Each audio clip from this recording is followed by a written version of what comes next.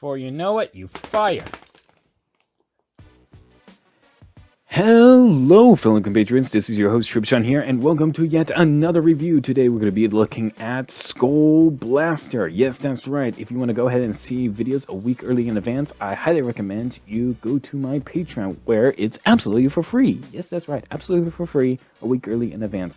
But anyways, this MOC in particular is based off of some concept art from Bionicle Gen 2. So let's go ahead and take a closer look at him, shall we? Alright, let's go straight into articulation. He got bull joint over in the ankles, bull joint in the knees, and bull joints over at the upper leg. Now, the knees are different, as you can clearly tell. This one only bends about this much due to how it's designed, and this one can do the full curl. Alright, so he also has a waist swivel as well, which is part of the function. And, of course, bull joint at the head, rotation over at the arms, so you get pretty good rotation. You get all the way out even. Can rotate up to point directly upwards, up in the air, go back, go forward. So it got a bit of a butterfly, which is kind of the nice thing about that. Also, it got a bend at the elbow as well, and you can bend it back. So that is the articulation there. So let's go ahead and go straight into the functions. Let's go ahead and angle him properly. So it's best to not have any of the joints bent all the way. And you can go ahead and twist his waist and have him aim. And then, before you know it, you fire. Yes, he just fired a whole bunch of bullets just now, a whole bunch. And now I had to go ahead and find them all, so I'll be right back. Okay, so we got a better setup over here, so you guys can clearly see him in action. So only thing I had to do is, like I said before, make sure the joints aren't all the way bent, so that you can have that range and mobility. Aim him, and then fire. And there you go. He shot all of his bullets. And if you take a closer look at the guns, they do both rotate. And of course, you don't need it in any specific orientation. You can have him like spread out like this, and you can still rotate it, and it will rotate both of them. So you can have him shoot in all directions doing rapid fire, which is pretty neat.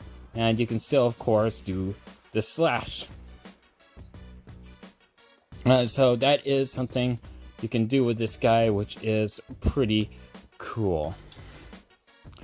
It's pretty cool, you know. And it doesn't impede the articulation at all that much, you know. It's a solid figure, you know what. And you know what? That's another thing as well. That's another thing, is that since he has the butterfly, you can make him do the very cursed thing. He can dab. You can get him to dab. This man can shoot, slice, and dab. Nothing can stop this indestructible beast. But anyways, that's about it for that. So let's go straight into size comparison so that you guys can see how big Skull Blaster is. Because you all probably want to know that. And plus, I kind of need to go ahead and clean up this mess anyways. Here he is compared to Kopaka, Master of Ice. So, slightly taller than Kopaka. Like, he's taller than Kopaka because of the uniter torso. It makes him much more taller.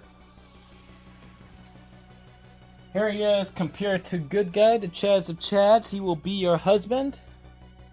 And here is bad guy, and he will kill your husband. Here he is compared to a Nika build, so you get to see how tall he is compared to a Nika build. And here he is compared to Torch from Slizers. And yeah, I believe that's about it for Skull Blaster. I really hope you guys enjoyed this video. The most funnest figure that I've made in a long time. However, the only downside with this MOC is that it's very easy to lose the studs. Like, I have lost 2 studs already just making this review. I'm not even joking. So I had to look for 2 little red studs in my room.